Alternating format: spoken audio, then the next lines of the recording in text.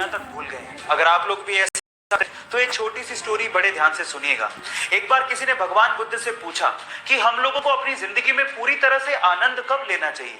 तो भगवान बुद्ध ने बड़े प्यार से जवाब दिया, अपने मरने से ठीक एक दिन पहले।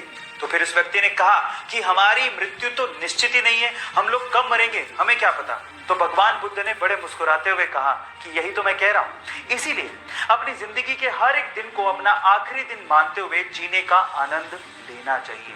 गाइस, आपको ये सुन के कैसा लगा चैट सेक्शन में जरूर लिखिएगा। ग्वालियर के एक सैलून मालिक के घर पे जब एक बेटी पैदा हुई तो इस खुशी में उसने अपनी तीनों दुकानों पर फ्री में बाल काटने का ऐलान कर दिया। जी हाँ गाइस, एक बेटी के पैदा होने पर वो इतना खुश थे कि उनकी दुकान पर जो भी आया उसके बाल काटने के लिए उन्होंने एक भी पैसा उससे चार्ज नहीं किया। ऐसा करके वो ये संदेश देना चाहते थे कि समाज में अगर किसी के घर में बेटी पैदा होती है तो वो खुशियां लेके आती है, वो खुशियों के दिन होते हैं। इसमें उदास होने वाली क्या बात है, उत्सव मनाया जाना चाहिए। जी हाँ गाइस, उस ग्वालियर के सैलून मालिक की सोच को मैं दिल से सलाम करता हूँ। गाइस, क्या आपको पता है कि अंटार्कटिका को रेगिस्तान यानी कि डेजर्ट कहा जाता है। अब आप लोग सोच रहे होंगे अंटार्कटिका को रेगिस्तान क्यों कहते हैं, वहां पर तो चारों तरफ बर्फ ही बर्फ है, वहां पर कौन सी पानी की कमी हो गई। तो थांबा, मैं आपको आपकी जानकारी के लिए बता दूं कि हम मानते हैं कि भैया स्नो बर्फ होती है, लेकिन स्नो की कंजप्शन आपको हाइड्रेट करने की बजाय डिहाइड्रेट कर देती है। जी हाँ गाइस, आप ठीक सुन रहे हैं। जब आप स्नो की कंजप्शन करते हैं तो आपके शरीर को उसे पानी में बदलने में ज्यादा एनर्जी लगती है, जो स्नो के हाइड्रेटिंग इफेक्ट को नलीफाई कर देती है ना। ये इंटरेस्टिंग फैक्ट। ये फैक्ट जान के आपको कैसा लगा चैट सेक्शन में लिखना मत भूलिएगा। जब मात्र 300 स्पार्टन्स जेरेक्सिस की विशाल सेना के सामने लड़ने के लिए जा रहे थे तो रास्ते में आर्केडियंस मिल गए। आर्केडियंस ने कहा कि हम भी तुम्हारे साथ लड़ना चाहते हैं, पर मैं हैरान हूं कि सिर्फ 300 सैनिक लेके तुम इतनी विशाल सेना से कैसे लड़ोगे। तो स्पार्टन्स के मुखिया ने एक सवाल पूछा आर्केडियंस की सेना से एक एक करके। उसने पूछा कि तुम्हारा पेशा क्या है। तो आर्केडियंस की सेना में से लोगों ने जवाब देना शुरू किया कि मैं मूर्तिकार हूं, मैं शिल्पकार हूं, मैं लोहार हूं। फिर स्पार्टन्स के मुखिया ने अपनी सेना से सवाल पूछा कि तुम्हारा पेशा क्या है। तो उन सब ने जवाब दिया खून, खून, खून। सबक यह है कि जंगें सैनिकों से नहीं, हौसलों से जीती जाती हैं।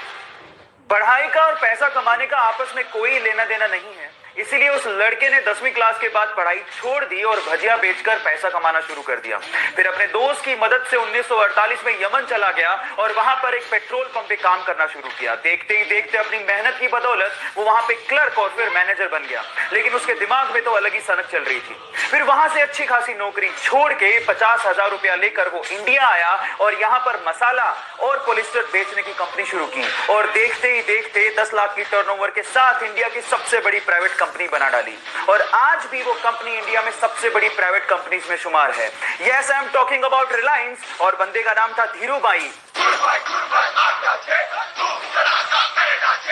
और उनका कहना था कि बड़ा सोचो, दूर की सोचो और जल्दी सोचो, क्योंकि विचारों पर किसी का एकाधिकार नहीं होता। जब सीता मैया को रावण लंका उठा के ले गया तो उनको भगवान राम की तरफ से संदेश देने के लिए और उनका हालचाल पूछने के लिए हनुमान जी ने पर्वत से छलांग लगाई और समंदर के रास्ते होते हुए लंका जाने लगे। रास्ते में उनका सामना सुरसा से हो गया। सुरसा ने कहा मुझे तो भूख लग रही है, मैं तो तुम्हें खाऊंगी। हनुमान जी ने कहा कि मैं सीता मैया से मिलके आता हूं, आते वक्त जो तुम्हारी इच्छा हो कर लेना। सुरसा ने कहा नहीं, मुझे तो भूख अभी लग रही है, मैं तो अभी खाऊंगी। तो हनुमान जी ने कहा वक्त जाया मत करो, खा लो। तो सुरसा ने उन्हें खाने के लिए अपना 1 योजन का मुंह खोला। 1 योजन का मुंह मतलब 8 मील मुंह खोला। जैसे उसने 1 योजन मुंह खोला, हनुमान जी 2 योजन के हो गए। सुरसा ने 2 योजन का मुंह खोला, हनुमान जी 4 योजन के हो गए। ऐसे करते करते सुरसा ने 64 योजन का मुंह खोल लिया। तो हनुमान जी ने बुद्धि दिखाते हुए अपना शरीर छोटा किया और उसके मुख का चक्कर लगाते हुए बाहर आ गए। यहाँ समझने लायक और सीखने लायक बात यह है कि जब पावर दिखानी थी तो हनुमान जी बड़े होते चले गए, लेकिन जब बुद्धि दिखानी थी तो हनुमान जी छोटे हो गए। जब वो 9 साल के थे तो उनकी माता का देहांत हो गया। घर के हालात इतने खराब थे कि उन्हें रेलवे स्टेशन पर कूली तक का काम करना पड़ा। इसके बाद जैसे तैसे करके उन्होंने बस कंडक्टर का एग्जाम पास किया और बस कंडक्टर लग गए। इसके बाद तो जैसे कि उनके अंदर का आर्टिस्ट ही बाहर आ गया। लोग ऐसा कहते हैं कि बस कंडक्टर के तौर पे वो काफी ज्यादा फेमस हो गए थे क्योंकि वो बहुत ही स्टाइल से सीटी मारा करते थे और बहुत ही स्टाइल से टिकट काटा करते थे। ये देखकर उनके साथियों ने उनको एक्टिंग स्कूल ज्वाइन करने के लिए मोटिवेट किया और साथ ही साथ उनकी फीस भी भरी और उसके बाद उन्होंने पीछे मुड़ के कभी नहीं देखा। काफी स्ट्रगल के बाद उनकी पहली मूवी में ही उन्हें नेशनल अवार्ड मिला और देखते ही देखते वो साउथ में सुपरस्टार और गॉड माने जाने लगे। जहां हालात ये हैं कि बाकी एक्टर्स को अपनी मूवीज हॉलीडे के दिन रिलीज करनी पड़ती है, वहीं